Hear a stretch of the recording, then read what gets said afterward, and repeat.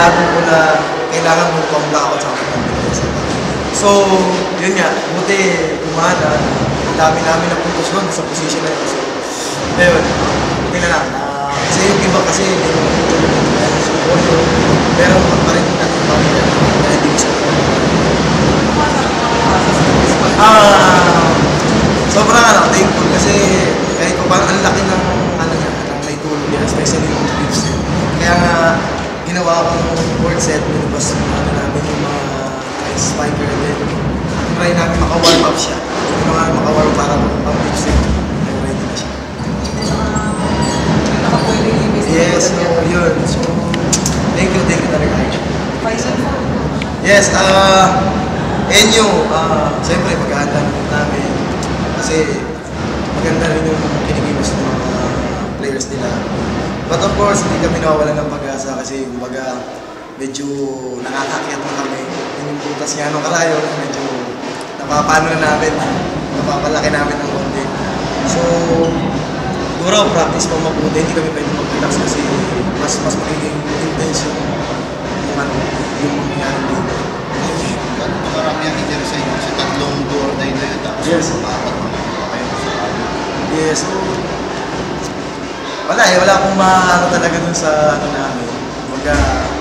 Pinaghirapan naman namin lahat yun kasi yun yung talagang matagal na namin hinahanap before one elimination kasi yun yung nakikita namin sa practice na hindi namin nagagawa sa elimination. So, yung last 2 games namin ng elimination and then knockout game, yung nakikita namin, sabi nga namin sa mga players namin na tuloy lang natin, kahit ang usapan talaga namin, kahit anong mangyari, kahit anong place natin, walang mag-stop tuloy.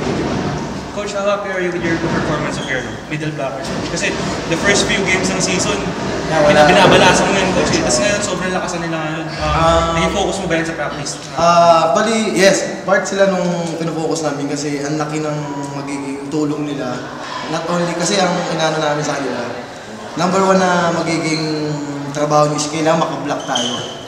Ngayon, kung nakaka-block kayo tapos makaka-atake pa tayo, mag-focus tayo. Napakalaking tulong na yun. So, yun. And talaga namang pinaghihirapan naman yun. Sobrang masipag naman sa practice. Coach, sa Sabado? Ayun, makondisyon na maganda. Siyempre, meron silang Jaja. Sobrang laki. Pero siyempre, hindi kami mawawala ng pag-asa kasi mas mahirap din yung pinagdaanan namin. So, basta lalaruin lang namin, enjoy namin.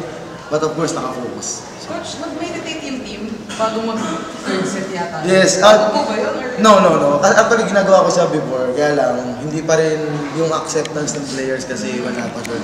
So, ginagawa namin kasi, kumbaga, wala rin akong pakialam kung sabihin nilang may nagaya or what. Pero kung alam kong ito'y makatulong sa players namin, sa team namin, why not? Kailan niyo po sila ulit? Actually, elimination pa ginagawa namin. Yun nga lang, medyo hindi rin naging consistent kasi yung elimination namin na sunod-sunod na talo, parang nawala yung namin, nawala kami sa focus. Pero ginagawa pa rin namin yung Tapos nung fifth set lang, sabi nga namin, wala kami masyadong bibigay na instruction. I-set nyo lang yung utak nyo kung ano yung ginawa nyo ng first 2 sets. Kasi ang nakastick sa ulo natin is yung third and fourth. So, paano tayo makakilos nga, hindi tayo makakamove. So, yun lang. So, yun, nakita naman natin yung result. Coach, ano yung meaning nito sa'yo? Kasi ang tagal mong wala din sa Final Four. Yung last nyo, kailan pa po yun? I think, ano ba? 72. Yeah, 72 ata. Sina Vargas. Nina Vargas. So, yun. Sobrang happy kasi, imagine kasi yung pinaggalingan namin, tapos ngayon nasa top 4 na kami. So, happy kasi hindi rin kami pinabayaan agad ng management, and then yung mga sumusuporta. Tapos yung players, hindi rin sila nagsasawa na kahit mahirap talagang tinatsaga nila.